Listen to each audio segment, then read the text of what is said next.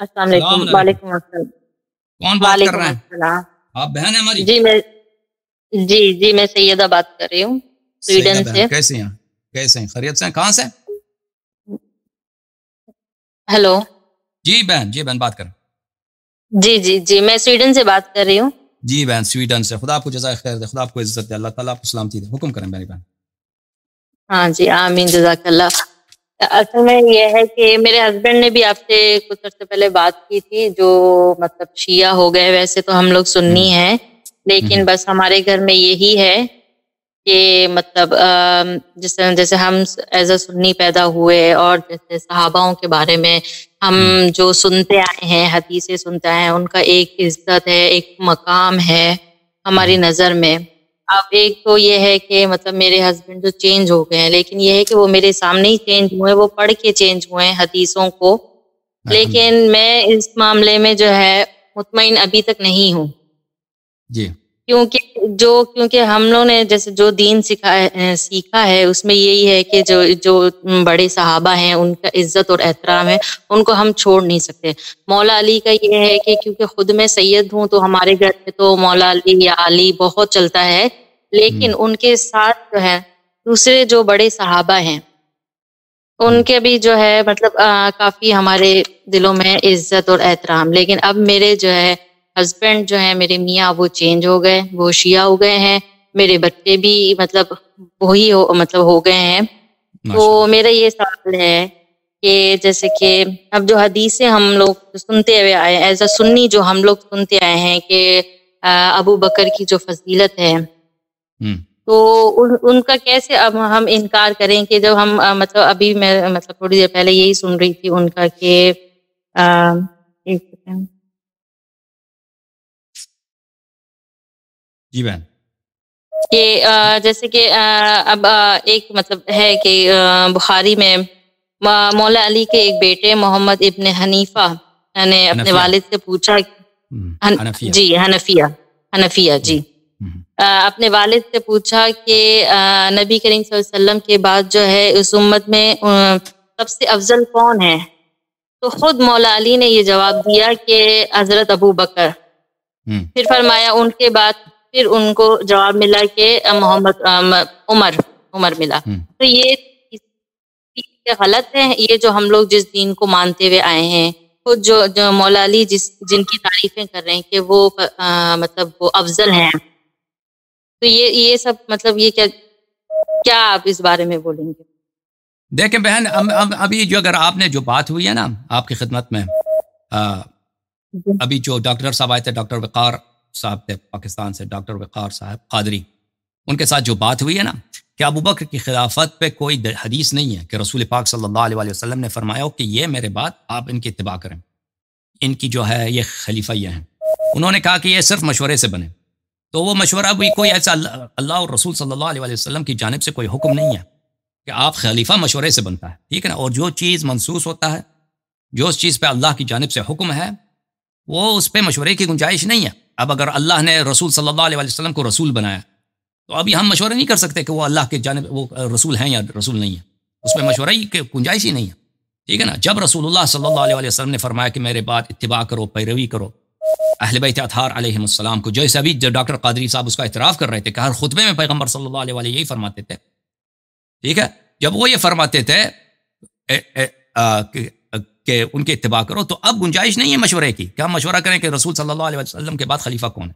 تو ابو بکر کی خلافت پہ نص نہیں ہے۔ جہاں تک مشورے کا جو پرنسپل ہے، وہ امامت و خلافت پہ وہ لاگو ہی نہیں ہوتا، کیونکہ اس کا خود رسول اللہ صلی اللہ علیہ وسلم نے اس کا جو ہے وہ فیصلہ کر لیا۔ تو عمر کے خلافت پہ بھی کوئی مشورہ نہیں ہے، ابو بکر کی خلافت پہ بھی کوئی مشورہ نہیں ہوا ہے۔ تو جب مشورہ ہی نہیں ہے، اور مشورہ ہوتی بھی ہے نا، مشورہ اگر ہوتی بھی ان کی خلافت پہ مشورہ ہی باطل ہے، تو خلافت ان کی باطل ہے۔ خلافت کس کی ہے؟ اہل بیت طاہرین علیہم الصلوۃ والسلام، اہل بیت اطہار علیہم السلام کو اتباع ان کی کرنی ہے۔ تو اب اگر اتباع اہل بیت علیہم السلام کی کرنی ہے، تو ساری احادیث بھی اہل بیت علیہم السلام کی طریق سے لینی ہے، ساری روایات احادیث بھی اہل بیت علیہم الصلوۃ والسلام کی طریق سے لینا ہے۔ تو اہل بیت علیہم الصلوۃ والسلام نے اس بات کی کبھی تائید نہیں کیا کہ رسول صلی اللہ علیہ وسلم کے بعد جو ہے ابو بکر عمر سب سے افضل ہیں۔ یہ جھوٹی احادیث ہیں جو اہل بیت علیہ السلام سے نسبت دی گئی ہیں، رسول امیر المؤمنین علیہ السلام جو متفق علیہ حدیث ہے دونوں فریقوں کے نزدیک، انت منی بمنزلت ہارون من موسیٰ، دیکھیں آپ کو وہی مرتبہ حاصل ہے میری امت میں مجھ سے جو ہارون علیہ السلام کو موسیٰ سے حاصل تھا۔ بنی اسرائیل میں کوئی ایسا شخص نہیں تھا، صحابہ میں، بنی اسرائیل کے صحابہ میں، کہ وہ ہارون علیہ السلام سے افضل ہو، ٹھیک ہے نا میری بہن؟ جی نہیں، اس بات کو تو بے شک ہم لوگ بھی مانتے ہیں، نہیں ہو ہی نہیں سکتا، ہو ہی نہیں سکتا، ہارون سے کوئی افضل ہو ہی نہیں سکتا۔ تو اسی طرح اس امت میں یہ ناممکن ہے کہ کوئی صحابی جو ہے اس امت کا جو ہارون ہے اس سے افضل ہو، یہ ہو ہی نہیں سکتا۔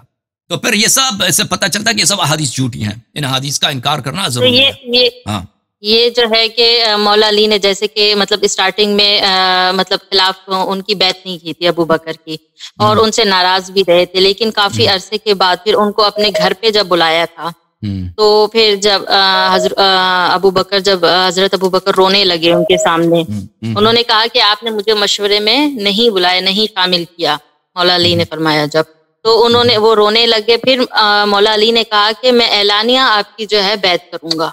پھر وہ کیا ہے اس کے بارے میں آپ کیا کہیں گے کہ مولا علی نے اعلانیہ جو ہے ان کی بیعت کی یا ان کی خلافت کو مانا؟ دیکھیں جب دیکھیں امیر المؤمنین علیہ السلام ایسے شخص نہیں ہے جو قرآن کی مخالفت کریں، جو اللہ تعالیٰ کے احکام کی مخالفت کریں، ٹھیک ہے نا؟ وہ کیا آپ سمجھتے ہیں وہ مخالفت کرتے تھے؟ ہو سکتا ہے؟ ہاں میری بہن جی ہو سکتا ہے کہ امیر المؤمنین علیہ السلام اللہ تعالیٰ کے احکام کی مخالفت کریں؟ نہیں ہو سکتا نا، نہیں ہو سکتا، ممکن ہی نہیں ہے۔ تو جب رسول اللہ صلی اللہ علیہ وسلم نے کہا ہے کہ میرے بعد آپ کا وہی مرتبہ ہے جو ہارون کو بنی اسرائیل میں حاصل تھا، اور فرمایا کہ اگر تم میرے اہل بیت علیہ السلام کی اتباع کرو گے تو کبھی گمراہ نہ ہو جاؤ گے۔ جب رسول اللہ صلی اللہ علیہ وسلم نے ان کی امامت پہ تنصیص کی ہے تو یہ ممکن ہی نہیں ہے کہ وہ اپنی امامت کا پر انکار کر دیں دوسرے شخص کی امامت جو ان سے پائن درجے کے ہیں، جس کا اسلام میں نہ کوئی خدمت ہے، کچھ بھی نہیں ہے، نہ کوئی بھی جہاد کیا ہے، کچھ بھی نہیں کیا اس نے، ابو بکر نے، تو اس کو نہ کوئی علم ہے، کچھ بھی نہیں ہے، نہ کوئی حسب ہے، نہ نسب، کچھ بھی نہیں ہے، تو جا کر اس کی بیعت وہ کر لیں، ٹھیک ہے نا؟ جب وہ آپ خود کہتے ہیں کہ انہوں نے کہا کہ اسی روایت، اسی بخاری کی وہی جو حدیث آپ نے کوٹ کیا، اس میں وہ عائشہ کی حدیث ہے، اس میں یہی ہے کہ امیر المومنین علیہ السلام نے فرمایا کہ ہم خلافت کو اپنا حق سمجھتے ہیں، خلافت کو اپنا حق سمجھتے ہیں، ٹھیک ہے نا؟ تو یہ پھر عائشہ کہتے ہیں کہ پھر انہوں نے جو ہے بیعت کیا، یہ بات غلط ہے۔ یہ کیسے ہو سکتا ہے کہ وہ خلافت کو اپنا حق سمجھتے ہیں؟ اور دوسری جانب سے ہم جانتے ہیں کہ رسول اللہ صلی اللہ علیہ وسلم کے احادیث بھی ہیں اس مسئلے پر، پھر وہ جو ہے نا وہ پیغمبر کی اللہ کی مخالفت کریں، رسول صلی اللہ علیہ وسلم کی مخالفت کریں، اور ایک ایسا شخص جو اس سے وہ خود اپنی زبان سے کہتا ہے، میں نے ابھی آپ کو حدیث دکھائی ہے نا، ابھی دیکھیں یہ حدیث کتاب الزہد لابی داؤد السجستانی، یہ بشرط بخاری مسلم یہ حدیث صحیح ہے۔ اچھا یہ بشرط بخاری اور مسلم یہ حدیث صحیح ہے۔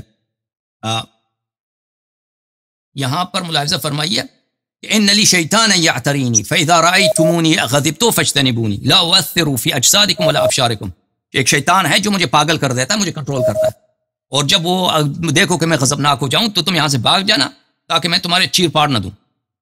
تو ایک ایسا شخص جو خود اپنی زبان سے کہتا ہے شیطان مجھ پہ مسلط ہوتا ہے، تو جو ہم ڈاکٹر قادری صاحب نے کہا کہ انہوں نے تواضع سے کہا، دیکھیں تواضع اس طرح نہیں ہوتی، تواضع اس طرح نہیں ہوتی کہ انسان کہتے کہ میں شیطان مجھے کنٹرول کر رہا ہے۔ اگر یہ تواضع ہوتی تو رسول پاک صلی اللہ علیہ وسلم سب سے زیادہ متواضع تھے، سب سے زیادہ کسر نفس کرتے تھے، تو وہ انہوں نے کیوں نہیں کیا؟ تو یہ واقعی یہ صحیح کہہ رہا ہے، یہ شخص وہ خود کہہ رہا ہے ابو بکر ولیت امرکم ولست بخیرکم، میں آپ سب سے بہترین نہیں ہوں، تو وہ جو سب سے ایک ادنا صحابی ہے اس کے ساتھ وہ کیوں بیعت کریں؟ یہ احادیث جھوٹی ہے میرے بیان، ٹھیک ہے؟ تو یہ صرف ایک دو حدیث نہیں ہے نا، بہت ساری ہیں۔ اب جیسے کہ غزوہ احد میں 700 جو صحابہ تھے، لیکن آخر میں جو 12 رہ گئے تو اس میں اب ابو بکر، عثمان اور مولا علی یہ رہ گئے تھے نا۔ یہ تو آپ مطلب جیسے شیعہ لوگ بولتے ہیں کہ وہ یہ ان کے ساتھی نہیں تھے ان کے۔